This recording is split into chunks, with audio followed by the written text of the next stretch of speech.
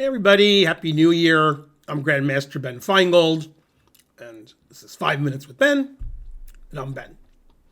So we're going to look at the end of a game, a little snippet, last 8 moves, of game played in the Chennai Olympiad in 2022 between board ones for their respective teams, Fabiano Caruana for the US and Dommaraju Gukesh, who for India, of course. At this point, Gukesh was 100 FIDE rating points lower rated than Fabi. Now he's about 20 points lower rated. Gukesh wasn't even 2,700. They got this position very sharp. Black is up a pawn. Black has the 2 bishops. Black just played e5. So trying to get rid of the defense of the knight on c5 by the pawn on d4. And also e5 opens up the diagonal for the bishop to capture the pawn on g4. So Black has a lot going on. And Fabiano played desperately. And the game got super tactical. So Fabiano played knight takes e5, which maintains the defense of his knight, rather than him playing d takes e5, which just loses his knight. This sacrifices the knight, and it defends the pawn on g4. So Black doesn't have any knight g4, bishop g4 stuff. So Gukesh said, thanks for the knight. Oh, give me the knight. Fabi played rook takes e5, which is a skewer, attacking the queen. I'm sorry, it's not a skewer, it's a fork. And attacking the pawn on g5. I'm old. Okay, I don't know my utensils anymore. Skewers, forks, knives. Okay, so in this position, Gukesh played an in-between move. Normally, when your queen is attacked, you move your queen. But Gukesh played a different move. He played bishop takes g4, attacking White's queen. So the 2 obvious moves for White are rook takes queen. Then after bishop takes queen, Black is threatening this rook and this rook. And White would have to play rook takes g5. Gukesh would get out of check, either with rook g7 or king h7. And Black's a piece ahead. So Black has excellent winning chances, probably winning. The other obvious move is to play queen takes bishop desperado. Unfortunately, the queen is defended by the pawn, so after knight takes, rook takes, pawn takes, Black is up a rook. So basically, bishop takes g4, White can't take the bishop, and White can't take the queen. So bishop takes g4 is probably a good move. Okay, so Fabi played queen d2. This saves his queen. Now Fabi's threatening the queen on d5, and also maybe queen g5 check or rook g5 check and attack. Well, I keep making bad arrows. Attack the Black king. Okay, Gukesh played queen f3.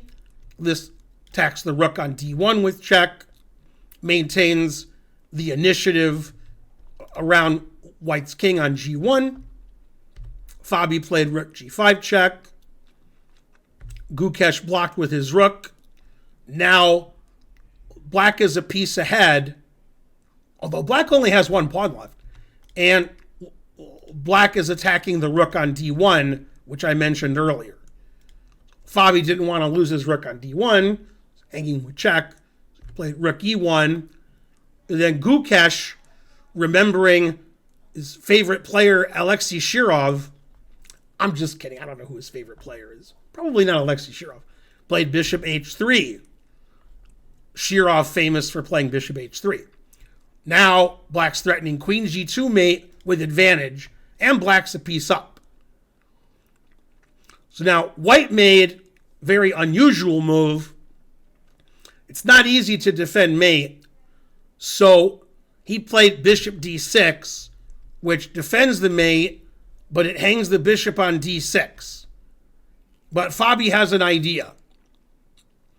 Okay, he's down a piece, so he's got to play for tricks. Okay, Gukesh is like, thanks for the bishop. Now, black is up 2 bishops. What else? Typically, when Fabiano has the white pieces in a slow game, he's not down 2 bishops. Typically. Okay, so rook takes g7 check. King takes g7. Queen g5 check. Fabi plays for the attack. Gukesh plays king h7 and says you have no attack. And now Fabi plays dual purpose move, knight e4, threatening bishop on d6, and more importantly, knight f6 check, king ha mate. Well, that's not mate, the knight's there.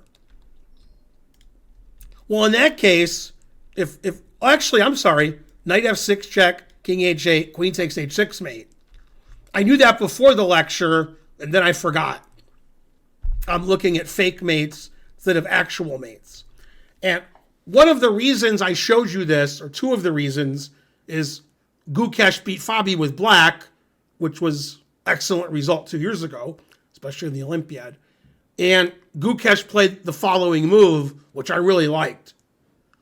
So you guys pause the video, try to find the move that Gukesh played with black to finish the game. Probably more than one move wins, but this move really wins. And after this move, Fabiano resigned. Okay, we're back. Gukesh just took the knight.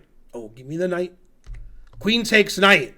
Now black is 3 pieces ahead, which is enough to make white resign.